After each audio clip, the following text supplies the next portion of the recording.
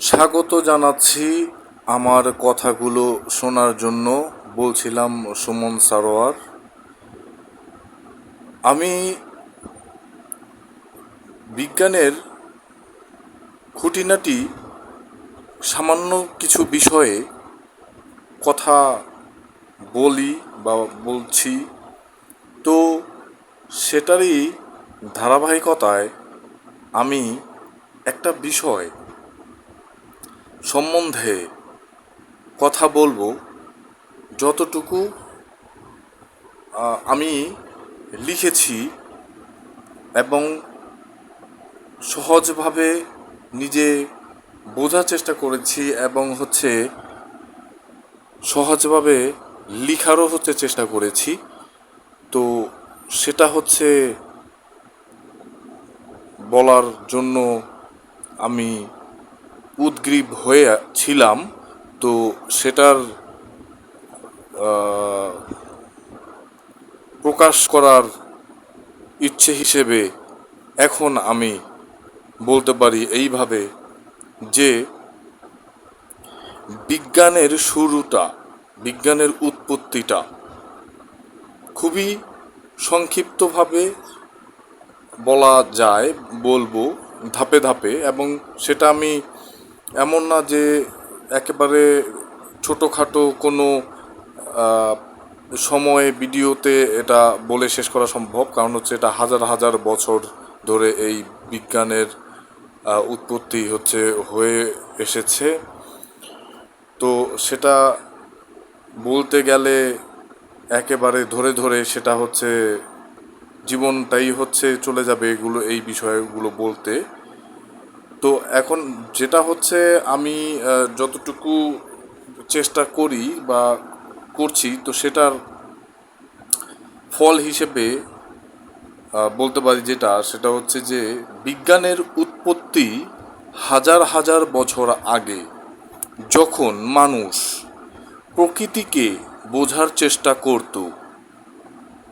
প্রাচীন মিশর, মেসোপটেমিয়া, ভারত, চীনে খুব আদিমভাবে বিজ্ঞান শুরু হয়। লোকে তারা, গ্রহ, ঋতু, ফলের চক্র পর্যবেক্ষণ করত। এগুলো থেকে জ্যোতিষবিদ্যা, গণিত আর কৃষির ভিত্তি তৈরি হয়। প্রাচীন গ্রিকরা, যেমন অ্যারিস্টটল, প্লেটো, এদের চিন্তাভাবনা বিজ্ঞানকে আরেক ধাপ এগিয়ে নেয়। তারা প্রশ্ন করত কেন এটা হয়, কিভাবে কাজ করে। মধ্যযুগে ইসলামী সভ্যতায় বিজ্ঞান ফুলে ফেঁপে ওঠে। আল হায়থাম ইবনে সিনারা গণিত, চিকিৎসা, অপটিক্সে অবদান রাখে। তারপর রেনেসাঁসে গ্যালিলিও, কোপানিকাসের মতো বিজ্ঞানীরা পরীক্ষা নিরীক্ষার মাধ্যমে আধুনিক বিজ্ঞানের ভিত গড়ে। এভাবে বিজ্ঞান ক্রমশ বড় হয় প্রশ্ন আর পর্যবেক্ষণের জোরে। এটা মোটামুটি একটা লম্বা গল্পের ছোট সংস্করণ। তো আরেকটু যদি আমি সহজ করে যদি বলতে চাই বা বলি, তাহলে কিন্তু সেটা বলা যেতে পারে এমনভাবে, বিজ্ঞানের শুরুটা হলো প্রাচীন সময়ে। আরও সহজ করে যদি বলতে যাই, যখন মানুষ জীবন বাঁচাতে আর প্রকৃতিকে বোঝার জন্য চারপাশের জিনিস লক্ষ্য করত। কোনটা খাওয়া যায়, কোন কোন গাছের ফল বিষাক্ত, কবে নদীতে বান ডাকে, এসব জানার জন্য তারা পর্যবেক্ষণ শুরু করে।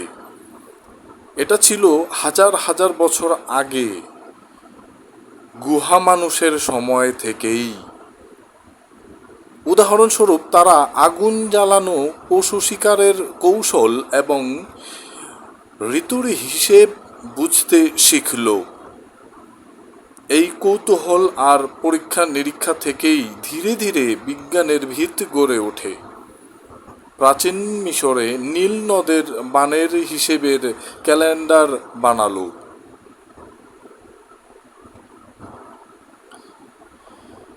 মেসোপটেমিয়ায় তারা গুণে গ্রহের নড়াচড়া ধরল। এটা কোনো একটা দিন বা জায়গায় হঠাৎ হয়নি। মানুষের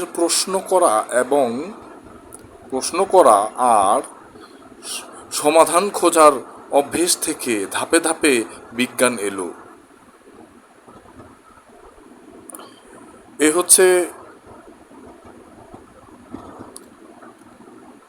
আরেকটু সহজ করে যদি বলি তাহলে সেটা হচ্ছে এরকম ভাবে বলা যায় বা বলে বলে ফেলার চেষ্টা করলাম। তো সেই বলা থেকে কতটুকু বুঝাতে পেরেছি বা পারছি সেটা যদিও আমার জানার কথা নয়, তবে আমি যতটুকু বুঝেছি বা বুঝি সেই বুঝ থেকেই হচ্ছে বলার চেষ্টা করি। সেই বলার চেষ্টা থেকে যদি কেউ এই বিষয়ে একটু হলেও জানার যে পরিধি সেটা যদি সামান্যতম হলেও বৃদ্ধি হয়, সেই ভাণ্ডারটা যদি বাড়ে, তাহলে কিন্তু সেটা আমার জন্যে একটা পরম পাওয়ার মতোই হবে। কারণ হচ্ছে যে এটা তো জানা তো হলো, তো হাজারো বললে ভুল হবে, লক্ষ কোটি ভিডিওর মধ্যে বিনোদনের ভিডিওটাই হচ্ছে সবচাইতে বেশি এবং সেটাকেই হচ্ছে সেটার দিকেই হচ্ছে চোখটা রাখে বেশি এবং কানটা হচ্ছে সেখানেই সজাগ হয়ে থাকে। যদি এমন হতো যে এটার সাথে অন্যান্য যেগুলো রয়েছে যেটা আমরা জানতে পারি, বুঝতে পারি, শিখতে পারি এবং হচ্ছে জ্ঞানের পরিধি হচ্ছে বাড়াতে পারি, তো সেটা দিকে যদি একটু মনোযোগী আমরা হতে পারতাম তাহলে হয়তোবা আমাদের অনেক সমস্যারই সমাধান কিন্তু হয়ে যেত। এবং এটা প্রয়োজনীয় হলেও, অত্যাবশ্যকীয় হলেও সেটা কিন্তু আমরা খুব একটা গুরুত্ব দিয়ে দেখি না। আবার যদি আরেকটু সহজ করে আমি যদি হচ্ছে বলতে যাই তাহলে আমি তৃতীয় ধাপে আমি এভাবে বলতে পারি যে গুহায় বাস করার সময় মানুষের মাথায় বিজ্ঞানের ধারণা এলো মূলত তাদের বেঁচে থাকার লড়াই থেকে। তখন তারা শুধু খাবার খুঁজত না, বরং পরিবেশের সঙ্গে তাল মেলাতে গিয়ে প্রশ্ন করত। একটা গুহা গুহায় গুহা মানুষ দেখলো যে পাথর দিয়ে মাটি খুঁড়লে শিকড় পাওয়া যায়, কিন্তু সব শিকড় খাওয়া যায় না। তখন তারা চেষ্টা করলো একটা শিকড় খেয়ে, তখন তারা চেষ্টা করত, একটু মানে গুলিয়ে ফেলেছিলাম, এর জন্য দুঃখিত।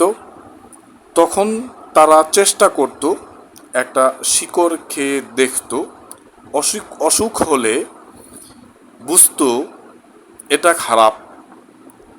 এই ট্রায়াল অ্যান্ড এররই ছিল বিজ্ঞানের প্রথম ধাপ। সহজভাবে যদি হচ্ছে বলতে যাই তাহলে বলা যায় তারা আগুন জ্বালাতে শিখলো যখন দেখলো পাথরে পাথরে ঘষা লাগলে স্ফুলিঙ্গ ওঠে। এটা কোনো একদিনে হঠাৎ হয়নি।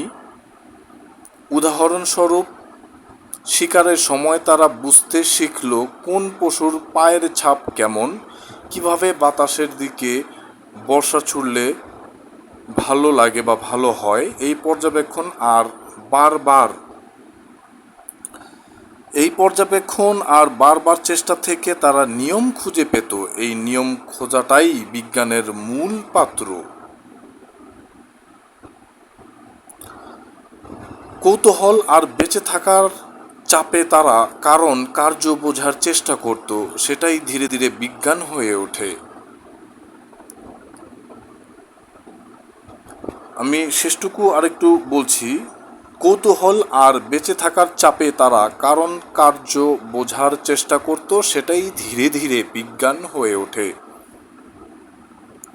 তো এই যে একটু এটা যে হচ্ছে আমি যথাসম্ভব যদি ভুল না করে থাকি, 3টি ধাপে আমি যে হচ্ছে এই বিজ্ঞানের যে প্রাথমিক পর্যায় যেখান থেকে বিজ্ঞানের উৎপত্তি, সেখান থেকে যেটা বললাম সহজ করে নিজেও বোঝার জন্য, এবং যতটুকু বোঝা যদি সম্ভব হয়, যদি কেউ বোঝে তাহলে একজন বুঝলেও সেটা হচ্ছে আমার জন্য কৃতিত্বের সামিল। কারণ হচ্ছে যে আমি এত নগণ্য এবং সামান্য মানুষ, তো কিছুই ওইরকম বুঝি না। তো সেখান থেকে যে একজন মানুষ বুঝলো কথাগুলো শুনে, সেটাই অনেক কিছুই অনেক পাওয়ার মতোই মনে হয়, এটাই স্বাভাবিক। তো আমি বলছিলাম সুমন সারোয়ার, শুনছিলেন সুমন সারোয়ারকে, এবং হচ্ছে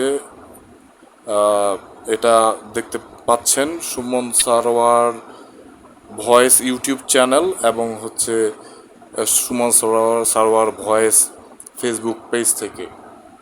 ধন্যবাদ যারা শুনছিলেন আমাকে।